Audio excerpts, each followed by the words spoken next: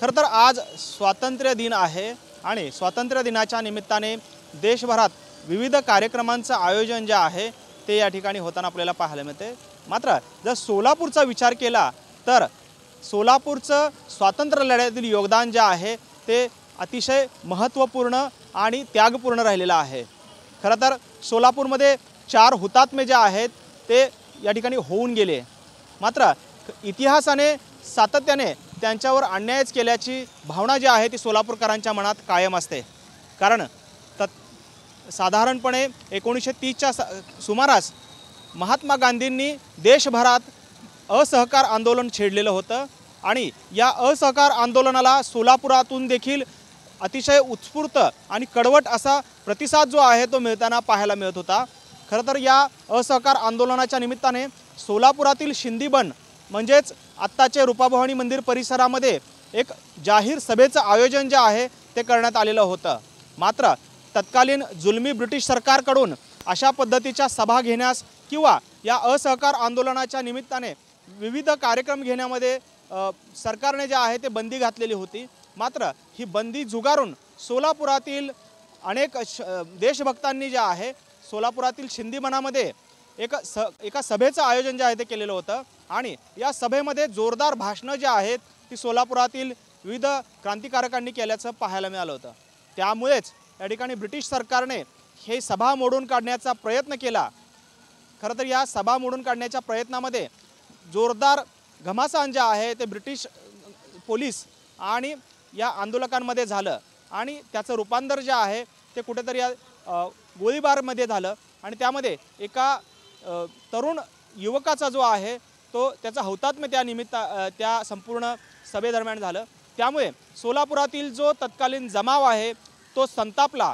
या असहकार आंदोलनातील या सोलापुरातील काही तरुण कार्यकर्त्यांनी जे आहे ते सोलापुरातील मंगळवारपेठ पोलीस चौकी परिसरातील मंगळवारपेठ पोलीस चौकी जी आहे ती पूर्णतः जाळून टाकली। त्या ठिकाणी आणखी 1-2 लोकांचा त्यामध्ये मृत्यू देखील झाला। त्यामुळे संतप्त झालेल्या ब्रिटिश सरकारने आणखी फोर्स मागवून या ठिकाणी हे आंदोलन दाबून काढण्याचा प्रयत्न झाला। मात्र सोलापुरातील तत्कालीन जे काही क्रांतिकारक होते, जे असहकार आंदोलनाचे प्रणेते होते, त्यांनी मात्र या ठिकाणी याला तीव्र विरोध केला आणि या संपूर्ण उग्र स्वरूप आंदोलन या संपूर्ण सोलापूरकरांनी उग्र स्वरूपाचं आंदोलन स्वीकारल्यानंतर ब्रिटिश सरकार जे आहे त्या ठिकाणी कुठेतरी घाबरलं। तत्कालीन जे इथले अधिकारी आहेत ते सर्व ब्रिटिश अधिकारी सोलापुरातून जवळपास 4 दिवसांसाठी परागंदा झाले होते। म्हणजे त्यामुळेच सोलापूरची इतिहासात जी नोंद आहे ती स्वातंत्र्यापूर्वी स्वातंत्र्य उपभोगलेलं शहर अशा पद्धतीची देशभरामध्ये ओळख आहे। साधारणपणे 10, 11, 12 आणि 13 मे रोजी 1930 साली हे 4 दिवसांचं स्वातंत्र्य जे आहे ते सोलापूरने देशामध्ये सर्वात पहिल्यांदा उपभोगलेलं होतं आणि त्याचाच राग मनात ठेवून ब्रिटिश सरकारने या ठिकाणी सोलापूर शहर आणि परिसरामध्ये मार्शल लॉ जे आहे तो लागू केलेला होता। या मार्शल लॉ खरं तर त्याचा देखील एक इतिहास आहे। मार्शल लॉ हा तत्कालीन भारतामध्ये म्हणजेच भारत आणि पाकिस्तान ज्यावेळेस एक होते, खरं तर तो अखंड हिंदुस्थान मानला जायचा, त्यावेळेस केवळ 2 शहरांमध्ये लावला। त्यापैकी एक म्हणजे सोलापूर आणि दुसरं म्हणजे आताचं जे पंजाब आहे पाकिस्तानातलं, या 2 शहरांमध्ये या ब्रिटिश सरकारने मार्शल लॉ लावलेला होता। त्यामुळे आपण पाहिलं की खरं तर सोलापूरचा हा जाज्वल्य इतिहास जो आहे तो नव्या पिढीला सातत्याने प्रेरणा देणारा आहे।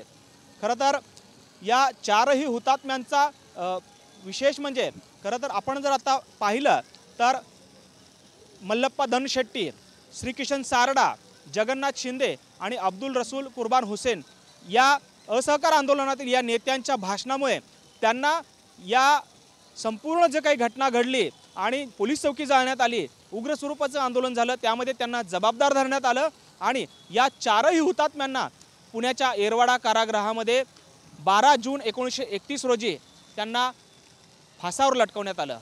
खरं तर सोलापूरच्या या 4 हुतात्म्यांमुळे देशभर जे आहे जागृती पुन्हा एकदा झाली आणि आंदोलनं जे आहेत असहकार आंदोलनं ती पुन्हा एकदा तीव्र स्वरूपात त्याचं रूप जे आहे ते धारण झाल्याचं पाहायला मिळालं।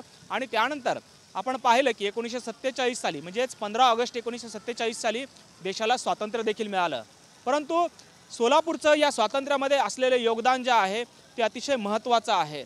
मात्र बऱ्याचदा सोलापूरकरांची ही भावना आहे की सोलापुरातील या 4 हुतात्म्यांना कायमच उपरं ठेवण्यात आलं, कायमच उपेक्षित ठेवण्यात आलं। खरं तर त्यांचं हे मोठं त्याग जो आहे तो या संपूर्ण देशाला प्रेरणादायी ठरलेला होता। तत्कालीन भारताचे पहिले पंतप्रधान पंडित जवाहरलाल नेहरू हे सोलापूरला सोलापूर म्हणत नसायचे तर शोलापूर म्हणायचे, कारण इथली लोक जे आहेत ती अतिशय प्रखर देशभक्त आहेत।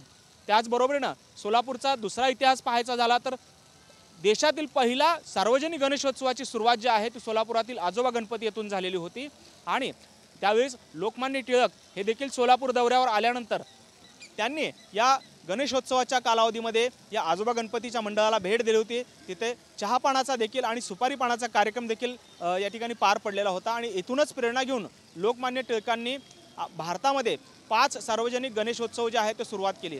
खरं तर सोलापूर हे अतिशय प्रेरणा देणारं त्याचबरोबरीनं जाज्वल्य राष्ट्रभक्तीचं एक प्रतीक म्हणून ओळखलं जातं। दुर्दैवाने आज सोलापूरचे पालकमंत्री जयकुमार गोरे यांनी जिल्हाधिकारी कार्यालयामध्ये ध्वजारोहण केलं आणि त्यानंतर झालेल्या भाषणामध्ये अनावधानाने त्यांच्याकडून अब्दुल रसूल कुर्बान हुसेन जे खरं तर सोलापुरातील ह्या 4 हुतात्म्यांपैकी एक आहेत त्यांच्या नावाचा उल्लेख जो आहे तो अनावधानाने राहिल्याचं त्यांनी सांगितलेलं आहे। तर दुसरीकडे शंकर शिवदारे हे देखील एक युवा क्रांतिकारक होते, त्यांचा देखील ब्रिटिशांनी जो गोळीबार केला त्याच्यामध्ये त्यांना देखील हुतात्म्य आलेलं होतं।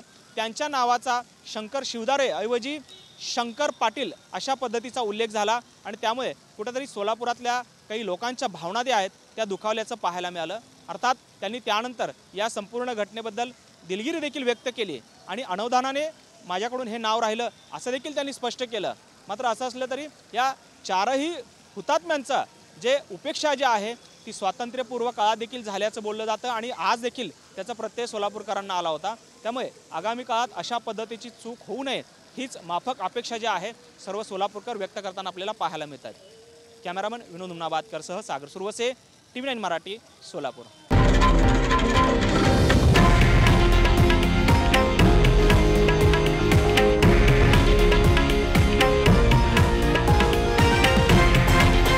हे आहे देशातील नंबर 1 न्यूज नेटवर्क आणि आपण पाहत आहात TV9 मराठी, एकमेव।